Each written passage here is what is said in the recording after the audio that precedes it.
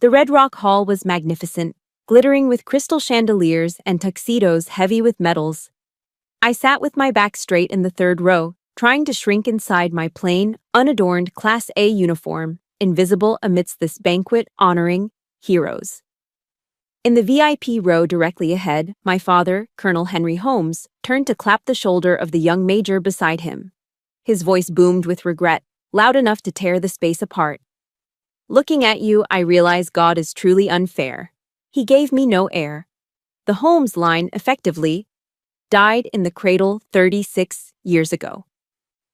36 years ago was the day I was born. That sentence hit me like a bucket of boiling water, making my ears ring.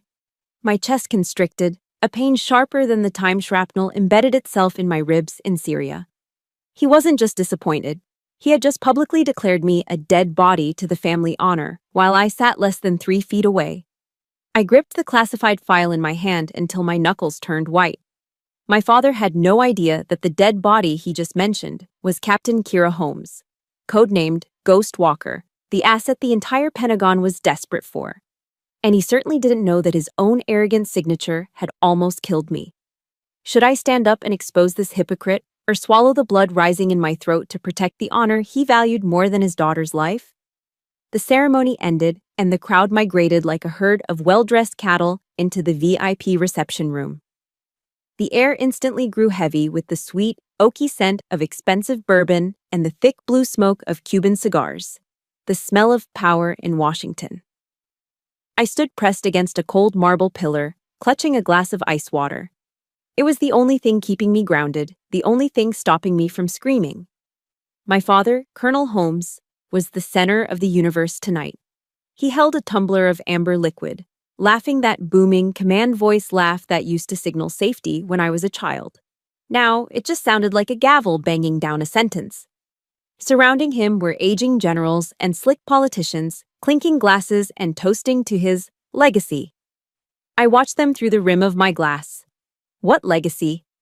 Was it this glittering deception? In their eyes, I didn't exist. I was just a shadow cast against the wall of his fame, a blurry background character in the movie of his life. Then, the young major from the front row, Major Mason, stepped up to him.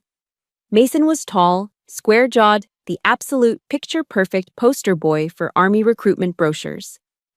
My father threw an arm around Mason's shoulders, squeezing him with a warmth, a physical affection that I had not felt in 36 years. "Everyone," my father's voice projected, silencing the immediate circle. "This is Mason. If I could clone a warrior, he would look exactly like this. The boy just got back from Kandahar with a silver star." The crowd oohed and awed in admiration. Mason smiled, a humble, practiced expression. "Thank you, Colonel. I only made it because of your mentorship." I stood 3 steps away, feeling like I was watching a home movie of a happy family I was genetically ineligible to join. A silver star? I took a sip of water to wash down the bile. I was the one monitoring the drone feeds that night. I was the voice in the ear of Mason's forward observer. I was the one who flagged the ambush point so his team could flank the enemy and earn that medal. But I couldn't say a word. Ghostwalkers don't get medals. We get shadows. A woman in a silk evening gown, the wife of a prominent senator, drifted toward me. Her eyes scanned my uniform. It was a standard Army Class A, but unlike the peacocks around us, my chest was bare. No ribbons, no medals. To a civilian, a soldier without medals looks like a blank slate, or worse. She looked at my empty chest, then at the glass of water in my hand. "Excuse me, miss," she said. Her voice was polite, trite, and absolutely devastating. "Could you be a dear and fetch me some more cocktail napkins? The bar over there is out." She thought I was the help. She thought I was a waitress wearing a uniform theme. Blood rushed to my face, hot and stinging. My mouth opened. I wanted to say, "I am Captain Holmes, ma'am. I speak 5 languages and I can kill a man with a ballpoint pen." But before I could make a sound, my father turned. He had heard it. He heard every word. This was the moment a father steps in. Instead, he glanced at me. His eyes were hard, devoid of recognition. He looked at me the way one looks at a stain on a carpet. Then he turned his charming smile back to the senator's wife. "My apologies, madam," he said smoothly. "The staff here is a bit slow tonight. Let me call the manager for you." The air left my lungs. He would rather let me be humiliated, let me be reduced to a servant, than admit that the failure standing there was his own flesh and blood. I set my glass down on a passing tray, my hand trembling just enough to make the ice rattle. I turned on my heel and walked away, focusing on keeping my steps rhythmic. Left, right, left, right. Don't run. Soldiers don't run. I pushed into the ladies' room and locked the stall door. My breath came in short, jagged gasps. I gripped the cold porcelain of the sink, staring into the mirror. The reflection showed a 36-year-old woman, sharp features, dangerous eyes, but behind them was a child screaming for her dad to look at her. I thought of my mother. I thought of the worn leather Bible she left on my nightstand before she died. Psalm 27, verse 10. I whispered it to the mirror like a tactical command.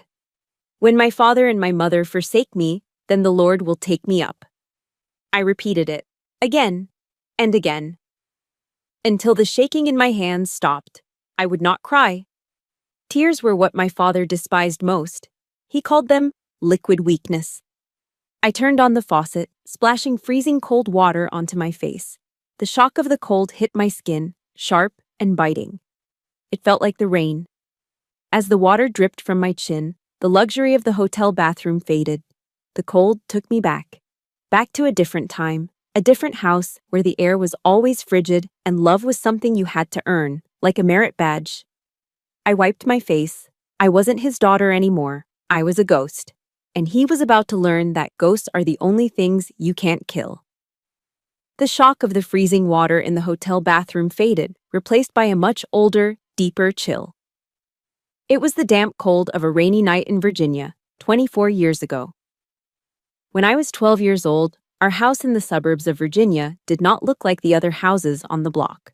There were no tricycles left in the driveway, no sound of baseball games on the radio, and certainly no smell of buttery popcorn on Friday nights.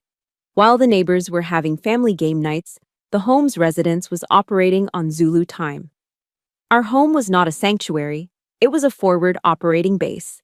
Shoes were not just put away, they were aligned with a ruler, heels touching the wall. My bed had to be made so tight you could bounce a quarter off the sheets, a trick my father actually performed on Sunday mornings. He didn't come home from the base like a father returning to his family.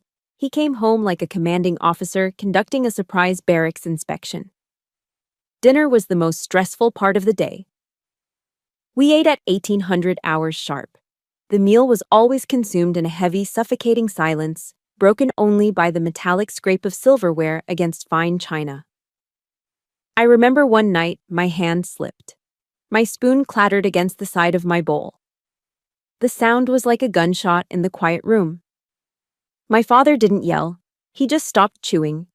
He looked at me with those steel-gray eyes and said, "Lack of motor control is a sign of a weak mind, Kira. Focus." If I laughed too loud at a cartoon, it was a lack of emotional discipline. I grew up believing that love wasn't something you were born with. It was a medal. It was a commendation. It was something you had to fight for, bleed for, and earn. And just like a medal, it could be revoked at any moment. I wasn't a natural athlete. I couldn't throw a football 50 yards like the boys next door, which was a constant source of silent shame for the colonel. But I had a different weapon, my ears. I had a gift for languages. I could mimic accents, and I spent hours listening to shortwave radio, teaching myself the guttural rhythms of Arabic and the flowing cadence of Farsi. One afternoon, the sun was streaming through the blinds, and I felt a rare burst of confidence. I had just received my graded French essay back. A big red A+ was circled at the top. It was perfect. I ran into my father's study without knocking. I just wanted to see the corners of his mouth turn up. Just a millimeter. That's all I needed. He was sitting at his mahogany desk, cleaning his Colt 1911. The smell of gun oil and solvent hung thick in the air, the perfume of my childhood. He didn't look up as he wiped the slide with a rag. "Look, Dad," I said, holding out the paper. "I got the highest grade in the class." He glanced at the paper, then at me. His expression didn't change. French, he scoffed. The language of those who surrender. He reached for his silver Zippo lighter. Clink, whoosh. The flame danced in the dim light. He took the corner of my essay, my perfect A+, and held it to the flame. I stood frozen, watching the fire curl the paper, turning my hard work into black ash that floated down onto his pristine carpet. Learn to shoot, Kira, he said, blowing out the lighter. Words don't stop bullets. That was the day I stopped trying to impress him with who I was and started trying to become who he wanted. 6 years later, at the age of 18, I did the unthinkable. I applied to the United States Military Academy at West Point. Not because I loved the Army. I hated the uniform. I hated the rules. But West Point was his cathedral. It was the Holy Land. I thought, if I wear that gray uniform, he will have to see me. The day the acceptance letter arrived, I placed it ceremoniously on the dinner table, right next to his medium-rare steak. My heart was hammering against my ribs like a trapped bird. I watched him pick up the envelope. He read it. Once. Twice. I held my breath. This is it, I thought. This is the moment he smiles. He dropped the letter back onto the table. No smile, no congratulations. He picked up his steak knife and cut a precise square of meat. Did they lower the admission standards again? He asked, chewing slowly. Or do they just need more people to handle the clerical work? The comment cut deeper than any knife. He didn't believe I was capable. He believed I was a statistical error, a glitch in the admissions system. He thought I was destined to be a secretary in camouflage. That night, the sky opened up. It rained hard, a relentless Virginia downpour that turned the world gray. I packed my duffel bag. I didn't say goodbye to my mother. She was already asleep, or pretending to be. I walked to the front door. My father was in the living room, watching the war news on CNN. The blue light of the television flickered on his face. He knew I was leaving for the academy. He didn't turn his head. He didn't get up. He sat there, solid and immovable as a monument. I stood on the porch, the rain instantly soaking my clothes. I looked back through the window at him. Tears mixed with the rain on my face, salty and cold. I wanted to collapse. I wanted to run back in and beg him to love me. But then, something inside me snapped. The sadness evaporated, replaced by a burning, white-hot coal in my stomach. It was rage, pure, high-octane rage. If you have ever tried to move a mountain for someone who wouldn't even lift a finger for you, please hit that like button right now. And tell me in the comments, what was the moment you finally stopped trying to please them? Just right, I stopped, so I know I'm not alone in this. I wiped the water from my eyes and whispered to the storm, a vow that would drive me for the next 18 years. I will not come back to this house, I hissed. Not until I force you to stand at attention and salute me. Not because I am your daughter, but because I am better than you. I turned my back on the house, on the warmth I never felt, and walked into the darkness. That 18-year-old girl died in the rain that night. The ghost walker was born. Let's rewind the clock. 2 weeks before that humiliating night at the Red Rock Hall, I was in a place where medals didn't matter, and the only applause was the sound of incoming mortar fire. We were on the outskirts of Hamara, Syria. The temperature outside was pushing 104 degrees Fahrenheit, a dry, dusty heat that baked the earth into cracked pottery. But inside my Stryker-armored vehicle, it was even hotter. The air conditioning had died 3 days ago, leaving me in a metal box filled with the hum of supercomputer servers, the smell of ozone, and the stale reek of 3-day-old sweat. I am Ghost Walker. To the rest of the army, I don't officially exist. My job isn't to kick down doors. My job is to listen. I sat hunched over a bank of glowing monitors, my fingers flying across a custom keyboard. I was scanning every electronic signal within a 50-mile radius. My mission was to provide an invisible shield for Bravo Team, a special forces unit currently moving to raid a suspected insurgent safe house. I adjusted my noise-canceling headphones. To me, the battlefield wasn't a chaotic mix of gunshots and screaming. It was a symphony of sound waves. A burst of static on the UHF band, A cell phone pinging a tower, a radio squelch. These were the notes of life and death. And right now, I was the conductor. Bravo 1 to Ghost. Give me a sit rep. A familiar voice crackled in my ear. It was Sergeant Keller. He was a good man, a Texas native with a thick drawl and a wallet full of pictures of his 5-year-old daughter, Emily. He was also the only operator who knew that I drank my coffee black, no sugar, and made sure there was a fresh pot waiting for me at base. Ghost here, I replied, my eyes darting across the waterfall of data on my screens. The perimeter looks clear, Bravo 1. No cell traffic, no radio chatter. Copy that, Keller said, moving to breach the north entrance. I watched their GPS dots move on my tactical map, but then, something made me pause. I narrowed my eyes at the audio spectrum analyzer. There was a gap. A silence in the low-frequency range that shouldn't be there. The ambient noise of the city, the electrical hum of the power grid, the background static, had vanished in a specific 10-block radius. Insurgents don't go that quiet unless they are disciplined, or unless they are waiting. My stomach dropped. It was a passive trigger setup. They weren't using radios, they were using a hardline wire to detonate a trap. Stop! I screamed into the microphone, shattering my own calm. Bravo 1, hold position. Do not breach. I repeat, do not breach. Ghost? Keller's voice was confused. It's a trap, Keller. Passive triggers at the north door. They're waiting for you to break the seal. Pull back. There was 1 second of terrifying silence, a second where trust hangs in the balance. Copy, Keller barked. Team, peel back. Go to the east wall. Now. The GPS dots scrambled away from the building. 3 seconds later, boom.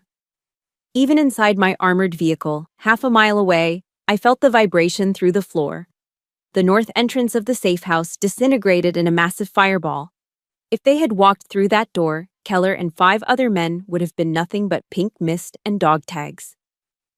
Holy hell, Keller breathed over the comms, his voice shaking slightly. Ghost, you just saved my ass. Again. I exhaled, slumping back in my chair. Just doing the job, Bravo 1. When we get back to base, Keller said, the swagger returning to his voice, I'm buying you the coldest beer in the Middle East, and I'm showing you the new video of Emily riding her bike. I allowed myself a small, private smile. This was why I did it. This was the difference between me and my father. Colonel Holmes used soldiers like poker chips to win accolades. I used my brain to make sure those chips got put back in the box at the end of the night. I didn't need a medal. I just needed Keller to go home to Texas. I am better than you, Dad, I thought. I save them. You just command them. But my smile vanished a minute later. A new window popped up on my main screen. It was a red alert box flashing urgently. But it wasn't detecting an enemy signal. It was detecting an intrusion into my system. Someone was pinging my vehicle. And they weren't using a hacker's brute force. They were walking right through our firewall like they had the keys to the front door. Then a voice cut through my headphones. It wasn't Keller. It wasn't command. It was a distorted, digitized voice broadcasting on the top-secret frequency that only I and the Pentagon could access. Target identified, the voice hissed, cold and mechanical. Kira Holmes. My blood froze in my veins. Not Ghost Walker, not Asset Alpha. Kira Holmes, my birth name. The name that was supposed to be buried under layers of clearance so deep that even God would need a password to find it. My real name was echoing across the Syrian desert. How? I whispered, my hands freezing over the keyboard. Who is this? Lock confirmed, the voice said. Before I could even attempt to trace the signal, my threat warning system started screaming. It was a high-pitched, manic wail that every soldier dreads. Missile launch detected. I looked at the radar. A laser-guided anti-tank missile had just been fired from a ridge 2 miles away. It wasn't aiming at the infantry. It wasn't aiming at Bravo Team. The red crosshairs were locked directly on my striker. Someone had sold me out. And they didn't just want to stop the signal. They wanted to erase Kira Holmes from the face of the earth. Bail out! Move! Move! I screamed the command, lungs burning, but physics was faster than my voice. There was a screeching sound, like a train locking its brakes directly over our heads, followed instantly by a thunderclap that shattered the world. The missile impacted the ground less than 10 meters from our vehicle. The shockwave hit the striker like a giant's hammer. I was thrown sideways, my body ragdolling against the steel hull. My head cracked against a metal support strut. A flash of white light exploded behind my eyes, and then, warm liquid began to trickle down the left side of my face. It tasted metallic. Blood. But I couldn't feel the pain. Adrenaline had already hijacked my nervous system. I scrambled to my hands and knees, coughing through the thick, acrid dust that filled the cabin. "Sound off," I choked out. "Status!" Through the haze, I saw the rear ramp drop open. Sunlight and smoke poured in. And then I saw him. Sergeant Keller. He hadn't made it to cover. He had turned back. He had turned back to pull me out. He was lying on the dirt, thrashing. A piece of shrapnel the size of a dinner plate had torn through his flak vest and embedded itself in his neck. Bright, arterial blood was spraying out in rhythmic jets, painting the beige desert sand a horrifying crimson. "Keller!" I screamed, scrambling over the debris. I slid on the blood-slicked floor, my knees slamming into the ground beside him. I ripped off my gloves and jammed my hands directly into the wound, pressing down with everything I had. "Stay with me, Keller! Look at me!" I yelled, my face inches from his. His eyes were wide, panicked, darting around wildly. "Think about Emily. She's waiting for you in Texas. You are not dying in this dirt." He tried to speak, but only a gurgling sound came out. He gripped my wrist, his fingers digging into my skin with the desperate strength of a dying man. Then the roar of rotors drowned out his shallow breathing. The medevac birds were incoming. "Dust off is here. Hang on," I cried, tears mixing with the blood on my face. Soldiers swarmed around us. Hands grabbed my shoulders, pulling me backward. "Let me go!" I fought them, thrashing like a wild animal. "I have the pressure. If I let go, he bleeds out." "Step away, Captain," a voice barked. It wasn't a medic. It was hard, aggressive. I was ripped away from Keller with violent force. Two men slammed me against the side of the striker. I looked up, dazed, expecting to see insurgents. Instead, I saw the black armbands of the military police. "What are you doing?" I gasped. "My man is dying." I looked past the MPs. The rest of Bravo team was standing in a defensive perimeter, but their weapons weren't pointed at the horizon. They were pointed at the ground, and their eyes were fixed on me. There was no concern in their faces, only cold, hard hatred. "Why was your name on their channel, Holmes?" One of the corporals shouted, his voice cracking with rage. He gestured to where the medics were loading Keller's limp body onto a stretcher. "You sold us out, didn't you? How much did they pay you?" I stood there, stunned, my hands still dripping with Keller's blood. The accusation hit me harder than the concussion grenade. "No," I stammered, my voice sounding small and weak in the open desert. "I didn't. It was a hack." "Save it for the court-martial," the MP growled. He spun me around and kicked my legs apart. I didn't get to ride in the medical helicopter with Keller. I watched the Red Cross-marked Black Hawk lift off, carrying the only friend I had, carrying him away to surgery that might be too late. Instead, I was shoved into the back of a transport helo. The MP didn't use standard metal handcuffs. He used heavy-duty plastic zip ties. He cinched them behind my back so tight I felt the plastic bite into my wrists, cutting off the circulation. Nobody offered me a bandage for the gash on my head. I sat on the cold metal bench, vibrating with the engine, watching the Syrian landscape recede below. I was a captain in the United States Army. I was the daughter of Colonel Henry Holmes. I was a graduate of West Point. But in that moment, I was treated worse than a stray dog. As the adrenaline faded, the throbbing in my skull began. But the fear in my chest was worse. I closed my eyes and saw my father's face. Would he believe me? Or would he see this as the final confirmation of his life's thesis, that I was never meant for this world? I could hear his voice in the rotor blades. "I told you so. I told you you were weak." We landed at Incirlik Air Base in Turkey. I was marched straight past the infirmary and into the detention block of the Criminal Investigation Division, the CID. They threw me into a holding cell. It was a small box with 4 gray walls, a stainless steel table bolted to the floor, and a fluorescent light that buzzed like an angry hornet. A tall, balding investigator walked in. He didn't introduce himself. He just walked up to me and ripped the Velcro rank patch off my chest. Then, he reached for my neck and yanked off my dog tags. I felt naked, stripped of my name, my rank, and my identity. He tossed a thick file onto the metal table with a loud thud. "Captain Kira Holmes," he said, his voice devoid of any warmth. "You are facing charges of treason, espionage, and aiding the enemy. And if Sergeant Keller dies on that operating table, we are adding manslaughter to the list." He leaned in close, invading my personal space. I could smell the stale coffee on his breath. "You disgrace that uniform," he whispered. I bit my lips so hard I tasted fresh blood. I wanted to scream. I wanted to flip the table. But I sat frozen, staring at the blank gray wall. "I didn't disgrace it," I screamed internally. "Someone else did. Someone in the shadows put my name on that list." And as the investigator walked out, locking the heavy steel door behind him, a cold resolve settled over me. I wasn't going to cry. I was going to find out who did this. And I was going to make them pay, even if I had to burn the whole system down to do it. 48 hours. That was how long I'd been sitting in that gray box, awake, with nothing but the hum of the fluorescent lights to keep me company. My head was pounding with a rhythmic, sickening throb where I had hit the striker's hull, and the dried blood was starting to itch under my hairline. The heavy steel door buzzed and swung open.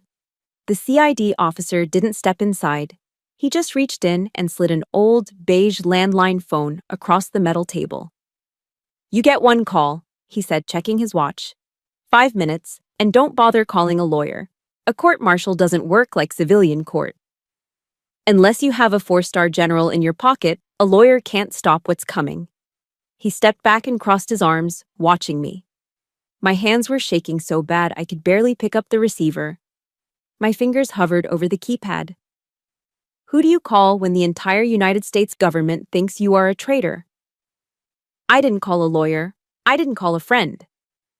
In the moment of my greatest desperation, the 36-year-old captain vanished, replaced by a terrified little girl. Muscle memory took over. I dialed the number for the house in Virginia. The number I had memorized before I could even tie my shoes. Ring, ring. The sound was a lifeline. I held my breath, praying. Please pick up. Please be the dad I need, just for once. Holmes' residence, a voice answered. It was him, deep, authoritative, steady. The voice of safety. Dad! My voice cracked, fracturing into a sob I couldn't hold back. Dad, it's me. It's Kira. Kira? His tone wasn't warm. It was guarded. Dad, I'm at Incirlik Air Base. I rushed to get the words out, tears streaming down my face, stinging the cut on my cheek. They arrested me. CID has me in a holding cell. They're saying I'm a spy. They're saying I leaked intel. I gasped for air, gripping the phone cord like it was the only thing keeping me from falling off the earth. But I didn't do it. You have to help me. Someone hacked the system. Someone used a backdoor to plant my name. You know people. You have pull. Please, Dad. I stopped, waiting. I waited for the question any father would ask. Are you okay? Are you hurt? 1 second, 2 seconds. The silence on the line was heavy, filled with static. 3 seconds, 4 seconds, 5 seconds. Those 5 seconds lasted longer than the entire mortar attack in Syria. Then, he spoke. His voice was no longer the voice of safety. It was the sound of metal grinding on metal. The morning papers are already running headlines about a massive leak in a ghost unit, he said. Is that you? My heart stopped. Dad, I was set up. I swear on my honor? Honor? He cut me off, his voice rising to a shout that made me flinch away from the receiver. You dare use that word. I warned you. I told you that paper pusher intelligence work was garbage. I told you real soldiers fight on the ground. And now? Now you have dragged the family name through the mud." "Dad, listen to me," I cried, desperation clawing at my throat. "I could go to prison for life. They took my rank." "Then go to prison like a man," he roared. The words hit me harder than a physical blow. Like a man. Even now, he couldn't see me as his daughter. "Do not drag me into your mess, Kira," he continued, his voice trembling with a selfish rage I had never heard before. "Next week is the gala. I am receiving the Lifetime Achievement Award. The Pentagon is finally recognizing my legacy. I will not let a traitorous daughter destroy everything I built because she was incompetent." "Dad," I whispered, my voice barely a breath. "Do not call this number again until you have cleared that name," he spat. "Or better yet, don't call at all. I don't have a daughter who is a criminal." Click. Then the dial tone. A long, monotonous drone that signaled the end of my world. I slowly lowered the phone from my ear. My hand went limp, and the receiver clattered onto the stainless steel table. He hung up. He didn't ask if I was alive. He didn't ask about the blood on my face. He chose a plastic trophy. He chose a gala dinner with steak tartare and bourbon over the life of his own child. I slid out of the metal chair and collapsed onto the cold concrete floor. I curled into a ball, my knees pressed against my chest, trying to hold myself together because there was no one else to do it. The pain in my head was blinding, but the hole in my chest was infinite. I wanted to die. Right there on the floor of a Turkish prison cell. It would be easier. Just let go. Let the darkness take me. My God, why have you forsaken me? I closed my eyes, waiting for the end. But in the darkness, I saw a face. Sergeant Keller. I saw him lying in the dirt, blood spurting from his neck, his eyes wide with fear for his daughter. He had run back into the fire for me. He was fighting for his life right now in a hospital bed because of a lie with my name on it. If I gave up now, if I let my father's rejection kill me, then Keller gets no justice. The person who did this gets away with it. My tears stopped. They didn't dry up. They just stopped coming. I opened my eyes. The gray wall of the cell was still there. The buzzing light was still there. But the little girl who dialed the phone number in Virginia was gone. She died the moment that phone clicked. I wiped the blood and tears from my face with the back of my hand. I sat up. The room felt different. The air felt sharper. My father was right about one thing. I needed to act, but not to save his legacy. To burn it down if I had to. "Fine, Colonel," I whispered to the empty room, my voice steady and cold as ice. "You won't help me. I will save myself." Fast forward 1 month. I was out on bail, released pending a court-martial that was all but guaranteed to end my life as I knew it. But the Army, in its infinite bureaucratic wisdom, did not discharge me immediately. Instead, they suspended my security clearance and reassigned me to what they called administrative duties. They sent me to the Pentagon. Not the shiny upper rings with the polished oak doors and the generals walking with purpose. They sent me to the B3 basement level. We called it the data graveyard. My new mission was data entry. I was tasked with digitizing logistics reports from the 1990s into the new archives. It was mind-numbing, soul-crushing work. It was exactly the kind of punishment my father would have designed. He wanted me to be a secretary. Fine. The Army had officially turned me into one. I spent 8 hours a day in a windowless room that smelled of stale coffee and ozone, surrounded by stacks of yellowing paper. But the brass had made a critical mistake, a fatal error. They assumed that by stripping my rank and putting me in a basement, they had declawed me. They forgot that to do data entry, I needed a terminal. And that terminal, ancient as it was hardwired into the Department of Defense's central nervous system. They thought they were burying me. In reality, they had just handed the thief the keys to the vault. I worked like a machine for 3 weeks. I kept my head down. I typed fast. I said, "Yes, sir," and "No, sir," to the 22-year-old supervisor who watched me like a hawk. I played the part of the broken, obedient daughter perfectly. Then came Tuesday. The supervisor, a kid who spent more time on his phone than working, stood up and stretched. "I am grabbing a vanilla latte," he muttered, checking his watch. Don't touch anything you are not supposed to, Holmes. Wouldn't dream of it, I said, not looking up from my typing. The moment the heavy door clicked shut, my demeanor changed. The obedient secretary vanished. Ghostwalker returned. I didn't try to hack the firewall. Hacking leaves fingerprints, it triggers alarms.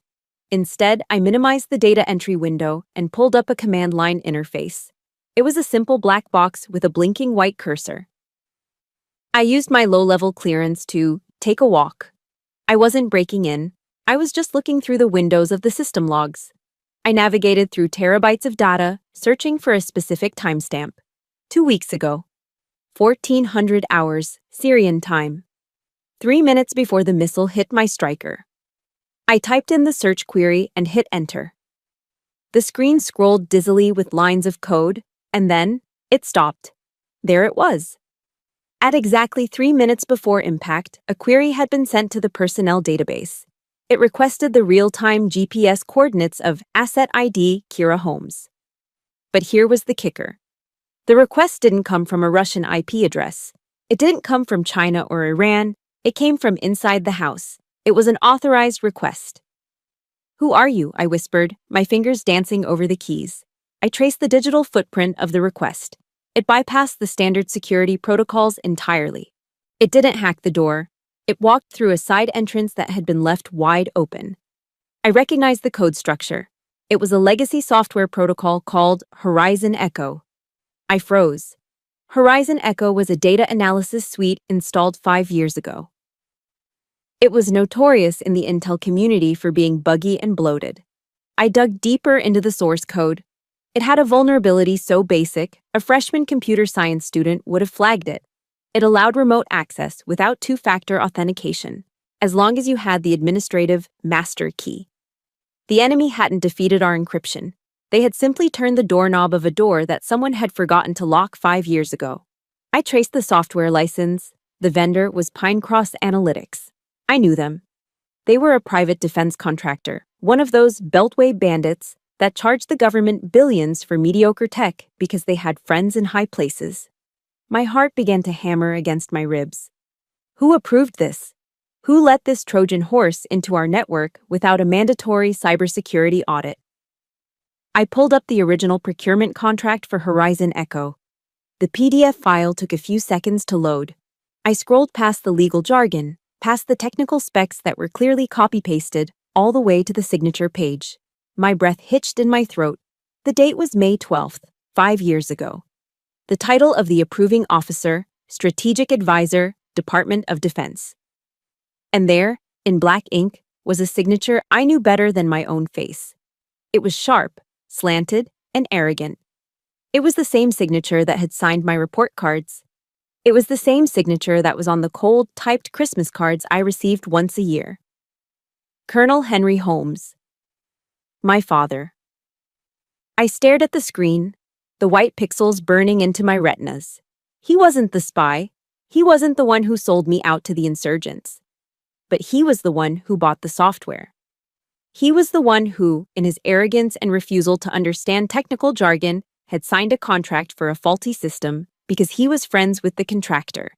He didn't pull the trigger. But he loaded the gun, took the safety off, and left it on the table for the enemy to pick up. His negligence had killed Sergeant Keller. His arrogance had put a target on my back. I sat back in my chair, the basement room suddenly feeling very small and very cold. The realization washed over me, more painful than the shrapnel. My father hadn't just rejected me, his ego had almost murdered me. Digital signatures leave footprints. Most people think a PDF is just a piece of paper behind glass. But to someone like me, it is a crime scene full of DNA. I drilled down into the metadata of the contract my father had signed. I needed to know the context. I needed to know where he was when he authorized a software suite that was practically an open door for terrorists. The system logged the IP address and the geolocation of the device used to apply the electronic signature. It wasn't signed at the Pentagon. It wasn't signed at his home office in Virginia. The geolocation pin dropped on a map of West Virginia, specifically the Greenbrier. For those who don't know, the Greenbrier is a luxury resort. It is where the Washington elite senators, lobbyists, and generals go to play golf, drink aged whiskey, and make handshake deals that change the course of history. I looked at the timestamp. May 12th, 5 years ago. 2 o'clock in the afternoon. My stomach turned over. I froze, staring at the date. May 12th. That was my 30th birthday. I remembered that day vividly. I was stationed at Fort Bragg. I had sat by my phone all evening, waiting. Just waiting. I didn't want a gift. I didn't want a card. I just wanted my dad to call and say, "Happy birthday, kid." He never called. Now I knew why. At the exact moment I was blowing out a candle on a lonely cupcake in North Carolina, my father was sitting on a clubhouse terrace, probably nursing a glass of scotch, laughing with the CEO of Pine Cross Analytics. He was too busy being a big man to remember his daughter existed. And in that moment of distraction, amidst the clinking of glasses and the smell of expensive tobacco, he had casually signed a contract worth $50 million without reading the safety annex. He traded $50 million of taxpayer money for a slap on the back and a good time. And 6 years later, that signature traded Sergeant Keller's blood and my honor for a glitch he couldn't be bothered to understand. I dug further. I found an archived email attached to the contract approval. It was sent from my father's BlackBerry. God, he loved that outdated thing, to Bob, the CEO of Pine Cross. The message was short. It was the smoking gun. Approved. Just get it installed, Bob. And don't bother me with that tech mumbo-jumbo in the appendix. I trust you. Tech mumbo-jumbo. He called the encryption protocols that keep soldiers alive mumbo-jumbo. Rage, hot and violent, erupted in my chest. It was different from the sadness I felt in the prison cell. This was pure fury. He always mocked me. He called me a desk jockey. He called my work paper pushing. He claimed that real warriors held rifles, not keyboards. But here was the truth, staring me in the face. The real warrior was too lazy to do his job. He didn't kill men with a gun. He killed them with his intellectual arrogance. He killed them because he thought he was too important to read the fine print. I printed the contract. I printed the email. 3 sheets of paper. They felt light in my hand, but they had the weight of a guillotine blade. I sat there in the basement, the hum of the servers surrounding me. I faced the ultimate dilemma. If I filed this report, Colonel Henry Holmes was finished. The Lifetime Achievement Award? Gone. His pension? Stripped. He would be investigated, humiliated, and discharged in disgrace. The legacy he cherished more than his own family would be pulverized into dust. I looked at my cell phone, sitting on the desk. It had been a month. Not a single missed call from him. He had abandoned me in that Turkish prison. He was ready to let me take the fall, to let me rot in a cell for treason, just to keep his reputation spotless. You taught me to be honest, Dad, I whispered to the empty room. You drilled the honor code into me until I could recite it in my sleep. A cadet will not lie, cheat, steal, or tolerate those who do. Well, Colonel, I am not going to tolerate you anymore. I know this is heavy, but I need to ask you guys something. Have you ever had to choose between protecting a family member and doing what you knew was morally right? It's the hardest choice in the world. If you're with me, please smash that like button right now. And drop a comment below saying, "Truth first," if you believe the truth matters more than blood. I really need to know I'm not crazy for doing this. I didn't file the complaint under my own name. If I did, the narrative would be spun. They would say I was a bitter, estranged daughter seeking revenge. They would say I was acting out of spite because he cut me off. I needed to be objective. I needed to be a ghost. I drafted a report.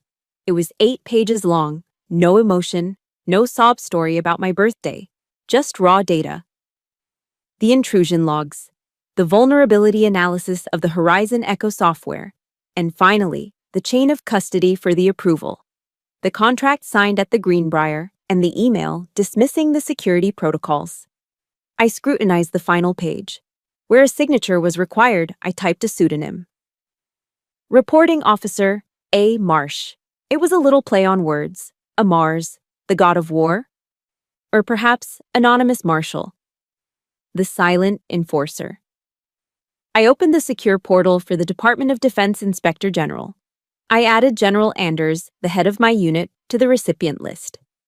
My finger hovered over the enter key. Once I did this, there was no going back. I was effectively executing my father's career. I was becoming the dead body he claimed I was. But then I thought of Keller's daughter in Texas. She deserved to know why her daddy almost didn't come home. I pressed send. The screen flashed. Message sent successfully. The bullet had left the chamber. It was traveling through the fiber optic cables at the speed of light. It couldn't be recalled. Now, all I had to do was wait for the impact. For 48 hours after I hit send on that email, the world did not end. In fact, it was terrifyingly quiet. I expected the military police to kick down the door of the basement. I expected a team of federal agents to drag me out in handcuffs for unauthorized access to classified contracts.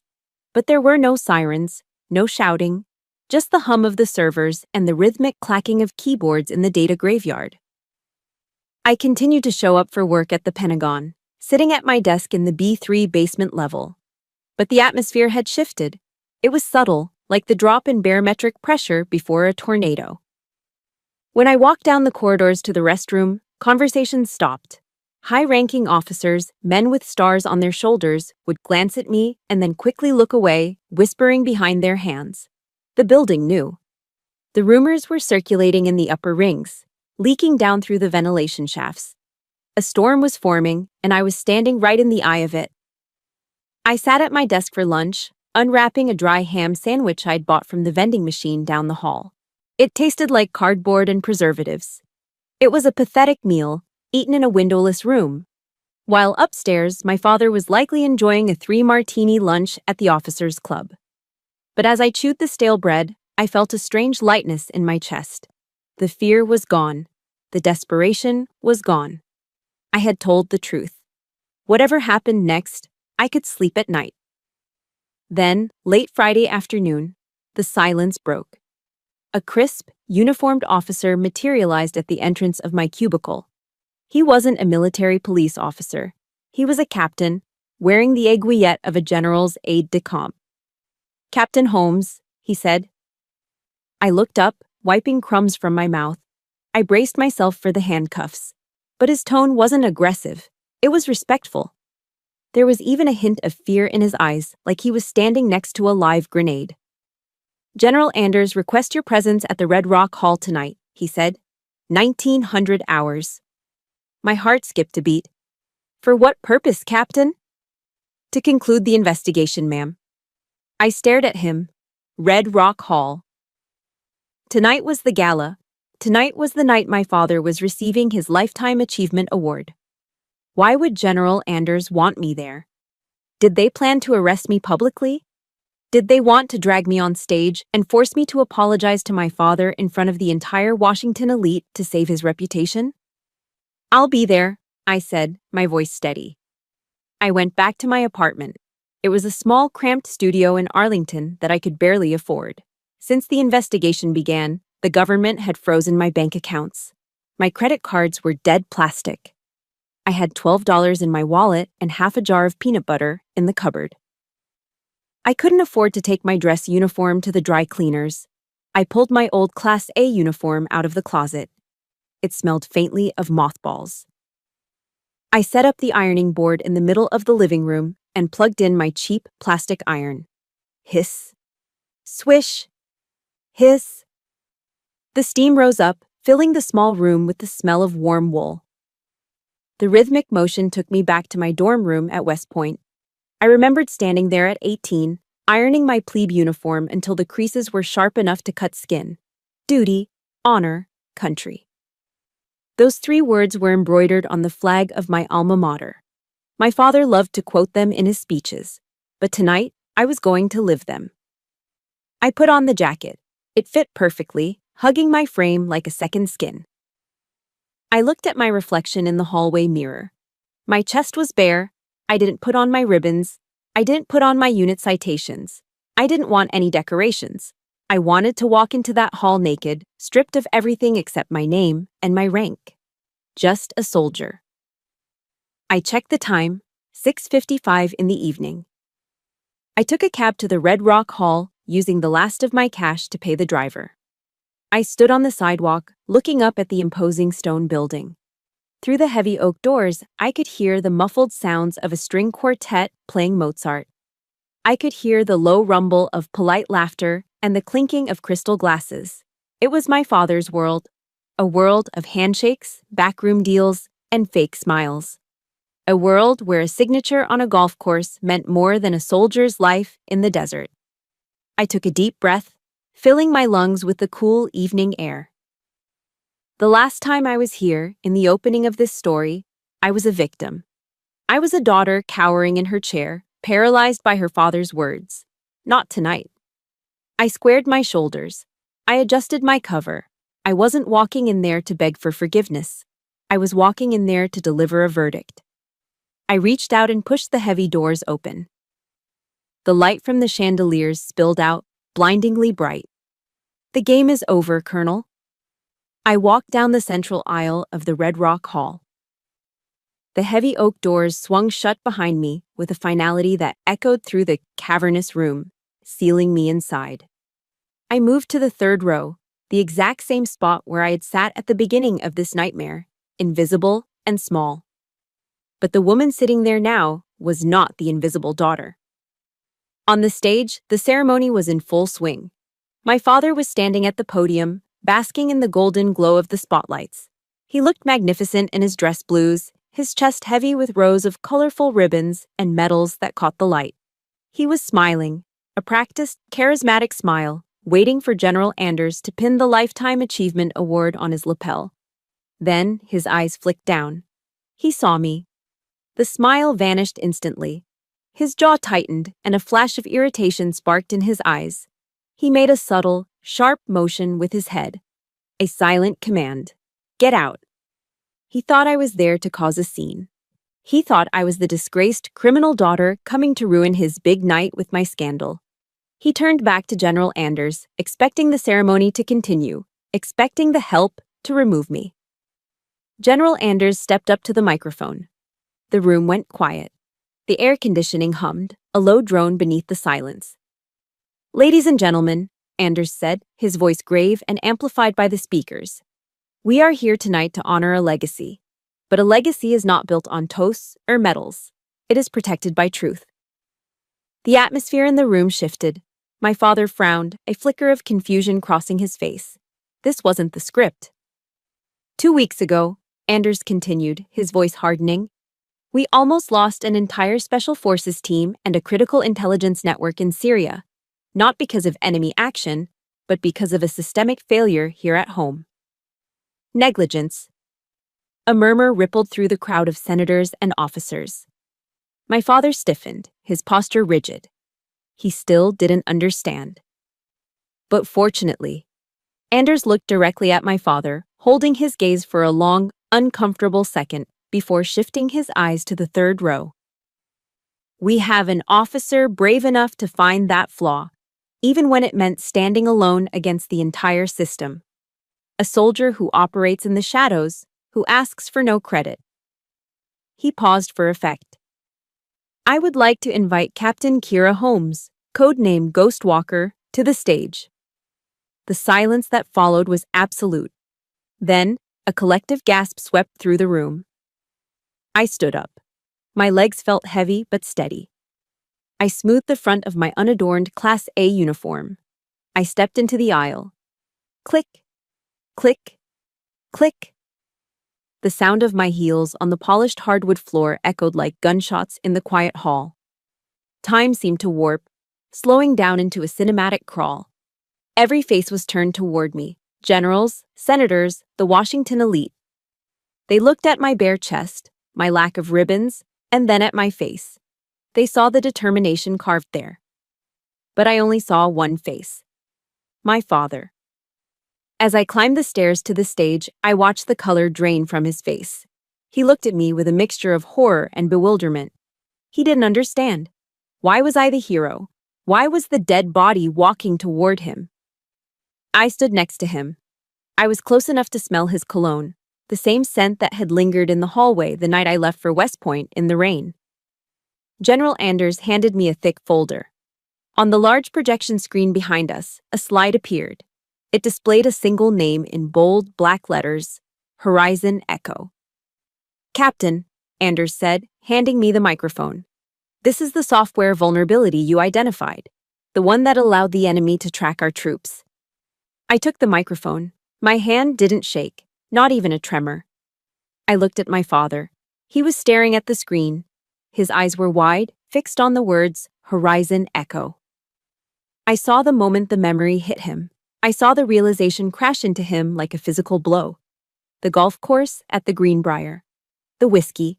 The casual signature on my 30th birthday. The email dismissing the security protocols as mumbo-jumbo. He knew. He looked at me, and for the first time in 36 years, the arrogance was gone. The great colonel had evaporated. In his place was a terrified old man. He realized that he was the threat. He was the negligence. He had almost killed his own daughter and her team. I held the microphone. I held his destruction in my hand. I could say it. I could say, "My father signed this contract because he was too lazy to read it." I could strip him of his pension, his award, and his dignity right here, on live television. I could make him pay for every cold dinner, every burned test paper, every moment of neglect. The room waited. My father held his breath, his eyes pleading, waiting for the executioner's axe to fall. But I looked at him, really looked at him, and I realized something. Breaking him wouldn't bring Keller's health back. It wouldn't undo the past. And I didn't need to destroy him to prove I was better. My mercy proved that. "The report is filed, General," I said into the microphone, my voice calm and clear, ringing through the hall. "The vulnerability has been patched. I was just doing my duty to protect my team. I didn't expose him. I didn't need to. The truth was already screaming in his head, louder than any accusation I could make." I handed the microphone back to Anders. Then, I turned to face my father. I snapped my heels together. I straightened my back. I looked him dead in the eye. My father stood there, trembling. He looked at me, the daughter he had called a failure, the daughter he had left in a prison cell. And he saw what he had never been able to become: a true soldier. A warrior who valued the mission over the glory. Slowly, painfully, his right hand began to rise. It wasn't the crisp, sharp salute of a commanding officer. It was shaky. His hand moved up to the brim of his cap. His eyes were swimming with tears. He held the salute, his fingers quivering against his temple. It was a salute of submission, a salute of apology, a salute of absolute respect from a subordinate to a superior. I held his gaze. I let the silence hang for a heartbeat, letting the weight of his acknowledgement sink into my soul. Then I raised my hand. Sharp. Precise. Perfect. I returned the salute. In that moment, the war between us ended. I hadn't just won the battle, I had won the peace. And as I lowered my hand, I knew I was finally free. The fallout happened fast, and it happened quietly. That is the Washington way. When a scandal is too big to fix, you bury it before the ink dries on the morning papers. The next morning, the headlines didn't scream about treason or faulty software. They didn't mention Horizon Echo or the near miss in Syria. Instead, a short, dignified press release was issued by the Department of Defense. Colonel Henry Holmes voluntarily returns the Lifetime Achievement Award and resigns from all advisory positions due to declining health. Health reasons. It was the oldest euphemism in the Beltway playbook. It was the polite way of saying a man had fallen on his sword. I sat in General Anders's office reading the memo. I knew exactly what my father had done. If he had tried to fight the report, if he had tried to argue his case, the media would have started digging. They would have found the emails. They would have found the vulnerability. And eventually, they would have found me. They would have exposed the identity of Ghostwalker to the world. By resigning immediately, by taking the shame onto his own shoulders without a fight, he had killed the story. He had protected my anonymity. It was the first time in his life he had put the mission and his daughter's safety above his own ego. "He took the hit for you, Holmes," General Anders said, looking out the window. He knew if this went to trial, your cover would be blown. He chose silence. I nodded, a lump forming in my throat. It was the most fatherly thing he had ever done. My suspension was lifted immediately. My rank was not only restored, it was elevated. I walked out of that office as Major Kira Holmes, assigned to a new task force within the Intelligence Support Activity, the ISA. Life went back to normal, or at least a new version of it. But the silence from Virginia remained. 1 week later, I returned to my apartment in Arlington after a long shift. My mailbox was usually empty, filled only with junk flyers and bills. But today, there was a small brown package sitting inside. It was wrapped in plain paper. There was no return address, but I didn't need one. I recognized the handwriting on the label. It was sharp, slanted, and disciplined. My heart did a slow roll in my chest. I carried the package upstairs, my hands trembling slightly as I set it down on my kitchen counter. I cut the tape. Inside, nestled in a bed of packing peanuts, was a small velvet box. The red fabric was worn around the edges, faded by time and touch. I opened it. Sitting on the white satin cushion was a ring. It wasn't just any piece of jewelry. It was a massive chunk of 14-karat gold, set with a dark, polished stone. It was his West Point class ring, class of 1978. I gasped, the sound loud in the quiet apartment. I knew this ring. I knew it better than I knew the back of my own hand. My father wore it every single day. He used to tap it against the dinner table when he was thinking. He used to polish it every Sunday night while watching the news. He had told me once, when I was 10 years old, "This ring is the symbol of a true warrior, Kira. It represents the long gray line. I will be buried wearing this." And now, it was sitting on my counter. I looked for a note. I checked the box, turned it over, shook the packaging. There was no letter. There was no card saying, "I'm sorry," or "I love you," or "I was wrong." Men of Henry Holmes's generation didn't write apology letters. They didn't talk about their feelings. They dealt in symbols. Sending me this ring was louder than any scream. He was abdicating. He was surrendering his sword. By giving me the one object that defined his identity as a soldier, he was admitting the truth he couldn't speak. You are the better soldier. You are the one who deserves to carry the legacy. I picked it up. It was heavy, dense with the weight of history and expectation. I tried to put it on my ring finger, but it was far too large. It slid right off. It was a man's ring, made for a hand that had gripped rifles and signed treaties. So, I slid it onto my right thumb. It fit there, loose but secure. The gold was cold against my skin at first, but as I held it there, feeling the weight of it, the metal began to warm up. A strange sensation washed over me. For 36 years, I had carried a burning ball of anger in my gut. I had carried the resentment of a neglected child, the fury of an overlooked daughter. I thought I needed him to say the words. I thought I needed him to beg for forgiveness. But looking at that ring on my thumb, I realized the anger was gone. It had evaporated like mist in the morning sun. He had given me everything he had left. It was enough. I wasn't angry anymore. I was just free. The next morning, I stood by the window of my new office at the Pentagon. The view was spectacular. Below me, the Potomac River flowed steadily toward the ocean, glittering under the morning sun. In the distance, the white marble of the monument stood silent and proud. I looked down at my hand. The heavy gold ring glinted in the sunlight. It wasn't a shackle anymore. It was just a piece of metal, a reminder of where I came from, but not a definition of where I was going. The secure phone on my desk began to ring. It was a harsh, insistent trill. I turned away from the window. I didn't hesitate. I didn't flinch. I picked up the receiver. "Major Holmes," I said, my voice steady and clear. "We have a situation in the Black Sea." The voice on the other end said, "We need a ghost." I smiled.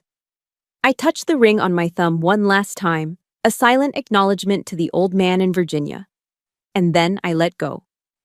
"I'm ready," I said. "Send the data." I am Kira Holmes. I am not just a daughter. I am not just a survivor. I am Ghostwalker. And for the first time in my life, I know exactly who I am fighting for. Through this story, I realized a profound truth that I think we all need to hear. You do not need an apology to heal. We often spend our entire lives waiting for the people who hurt us to finally say, "I'm sorry," believing that their validation is the key to our peace. But this story proves that true freedom doesn't come from changing their minds. It comes from freeing your own heart. If you are still waiting for closure from someone who is incapable of giving it, please stop. Your resilience is your closure. Your integrity is your validation. You are enough right now, just as you are. I poured a lot of emotion into telling this story because I know how heavy the burden of family expectations can be. If this ending brought you a sense of relief or peace, please hit that like button right now. It's a small action that helps me continue creating stories like this for you. I also want to ask you a personal question. Have you ever had to forgive someone who never admitted they were wrong just to find your own peace? Please simply comment, "I chose peace," below if you have. I read every single comment and I want to support you. Don't forget to subscribe so we can start the next journey together. Thank you for listening.